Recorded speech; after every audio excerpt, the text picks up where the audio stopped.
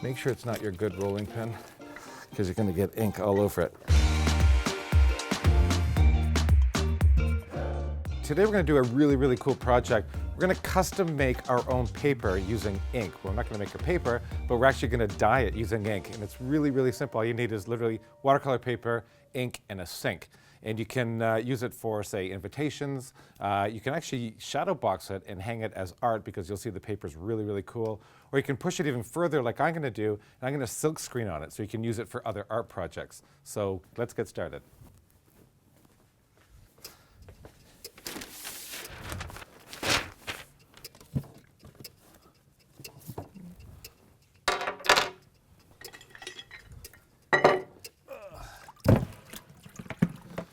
So basically, these are all the supplies that we're going to need. Now, you can do this in your kitchen sink if you have a large one, or in this case, in my studio, I don't have a sink large enough. So we're just going to use one of these large plastic bins. You can fill it about a quart way full. Now let's get our paper organized. The paper that we're going to need is two types of paper. There's a 300-pound paper and a 400-pound paper. And basically, what that means is that the paper, the thickness of the 400-pound is very, very, very dense and thick. And the 300-pound, I'll show you, is a lot thinner. I think the 300-pound is a lot easier to work with.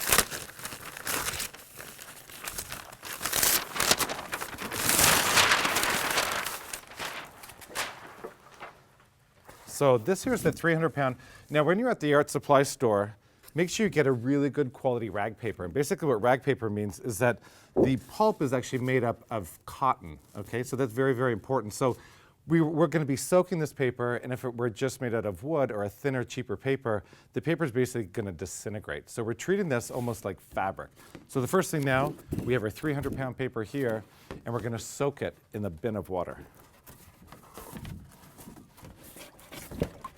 So when you're putting it into the bin, you want to just treat it very carefully, submerging it all in,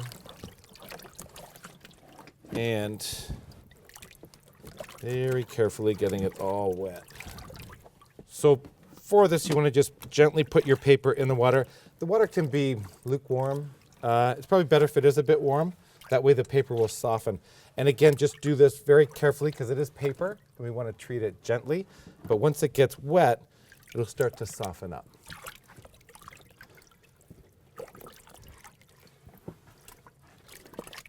So at this stage now, what I'm going to do is I'm just going to leave the paper. It's going to take about 10 to 15 minutes at least to soak in the water here and get all sort of like loose like fabric. And while that's happening, I'm going to prepare my table. What I need to do is lay down a few towels. If you have like old beach towels or old hand towels, lay them down on the surface. Make sure you're not doing this directly on your counter. If you are, maybe put a plastic sheet on your counter, because we're using inks. I wouldn't want any of these inks are permanent. I wouldn't want them to get on your expensive countertops.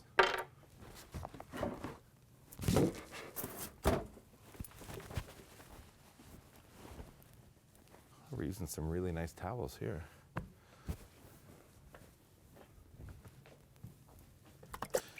Okay, so at this point, let your paper soak, like I said, about 15 minutes. Be very, very gentle with it, and you'll see it'll start to bend. So from here, really, really gently start to fold the paper. Again, remember that it is paper, not fabric, although it is made of cotton. We don't want to tear the paper. So we're gonna just, and you can see here it's pretty pliable.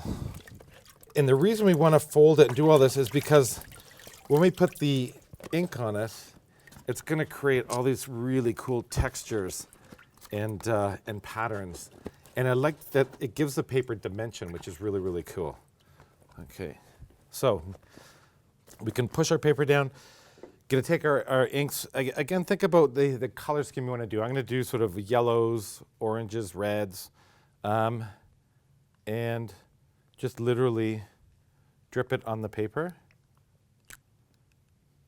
The inks that we get at the art supply store come with these little tinctures, which are great. So you can literally just drop little bits of ink on, as opposed to like trying to pour it on. And ink will get literally everywhere. So we have our yellow. You only want to do a few drops of each. And then kind of you can always go and add into it. It's hard to sort of wash it out of the paper. So what's going to happen now is the ink is going to start staining the paper, right? So we can bring it back into the water.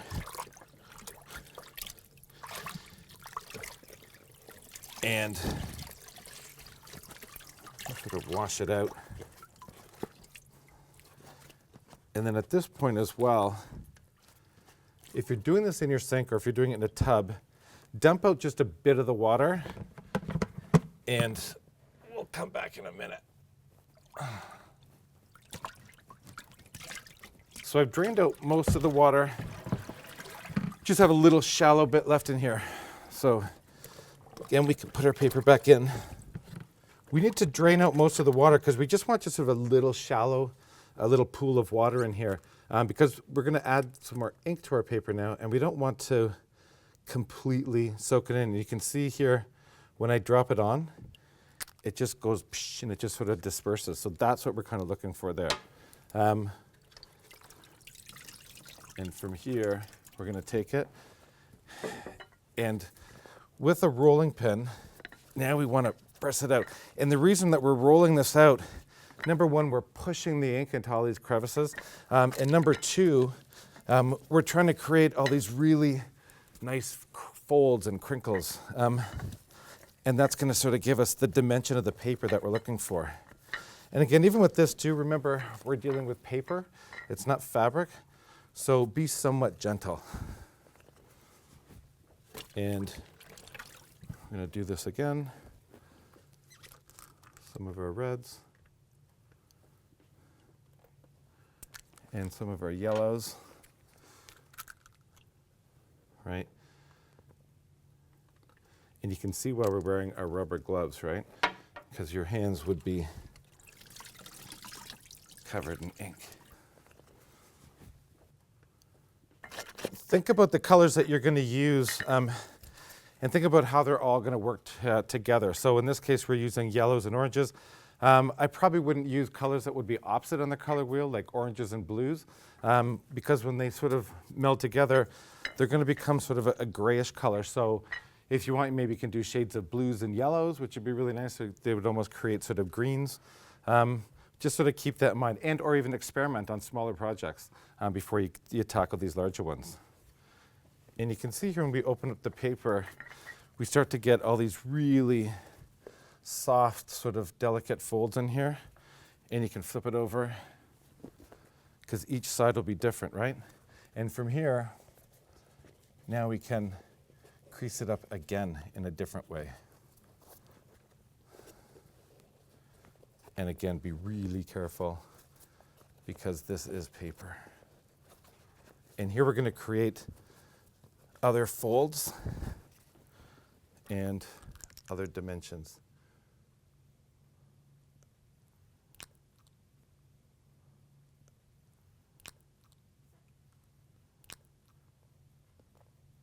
Now, this is probably about my third round of ink. Again, depending on how intense you want the paper to be or how maybe light you want it. If you want it just very, very pale, maybe just do it once, maybe twice. I like my papers to be really vibrant and sort of over the top. So I do this a few times.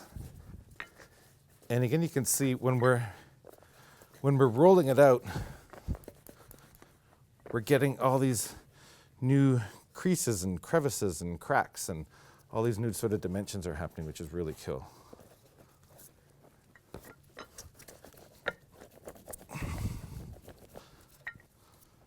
If the paper happens to tear, I would say just kind of go with it. It's sort of the beauty of the thing.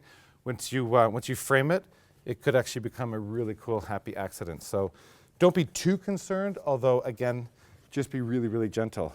From here, we're going to dip the paper again. And like I said, I like my paper to be really vibrant. So I'm just going to keep adding more ink.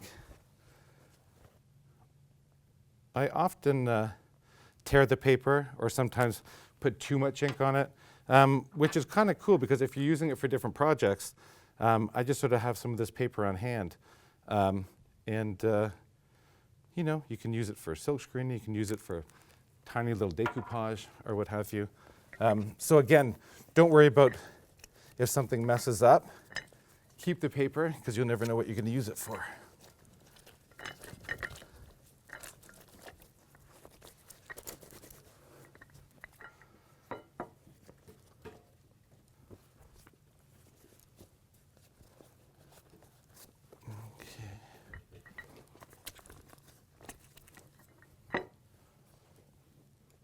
Okay, let's lay our paper out and see. You can see here when you have the wrinkles, you can see where the ink hasn't touched and where we've got the intensity of the ink and all these really cool folds and whatever, just sort of give the paper, I think, almost like a dimension. It's like an origami, right? Watercolor origami. And then from here, we're going to let it dry flat for about at least 10 hours. And then you can hang it and dry it the rest of the way on a clothesline. It's good to go. I can come here and show you one that I did earlier in the same color tones. And you can see how cool this is. And you can literally shadow box this because I think it looks like a really cool piece of art. Except I'm going to push this and use this paper for a really cool silkscreen.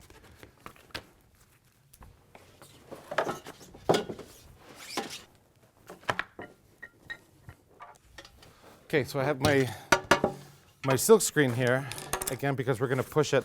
So you can turn any piece of art into a silkscreen. You can actually make your own silkscreens as well. You can get all the supplies at art supply stores.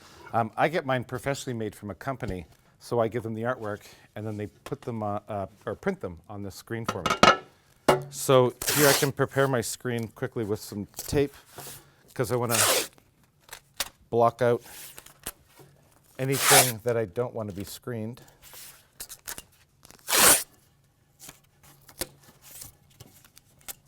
So the image of the skull, if you know me, you know I have an obsession with skulls. You can see here it's on the screen. I collect them. I think they're awesome. I think as an image, it's really, really cool. It's also very trendy in design right now, so that's a plus. And I screen this on all kinds of things. I create a lot of art using this screen. I screen T-shirts for my friends as wearable art, which is kind of cool. So if you see these T-shirts walking around, one of them might be mine. Cool. So our screen is ready. And from here, screening is really, really simple, and it goes very quickly. So let's get our paper lined up. Okay, so now we're ready to screen, so we can position our screen somewhere in the center of the paper. And now when you're doing this, you have one complete fluid motion. So at this point here, turn your cell phone off, lock the doors, because once you pour the ink and once you start screening, you're kind of committed to doing it. So here we go. So we're going to pour our screen. Now this also is screen printing ink, so you can't do this with, say, acrylic paint or any other type of ink. So make sure it's specifically made for silk screening. The next tool you need is just a squeegee, which you can get at most art supply stores. And from this point on, we're just going to, with a lot of pressure, pull it straight through the screen. Okay, and then scoop it up, and then pull it through again. And I like just a quick pass. And now we can release the screen. And you can see you got this really cool sort of like chunky skull. And I like the fact that the screen only hits where the paper has all the peaks and valleys. So you're going to kind of get this really neat sort of like, I don't know, cool sort of rock and roll piece of art. From here, we can sign it. And like I said, we can frame our one-of-a-kind piece of art. There you go. So hope you enjoyed the video, and I have to go wash out my screen.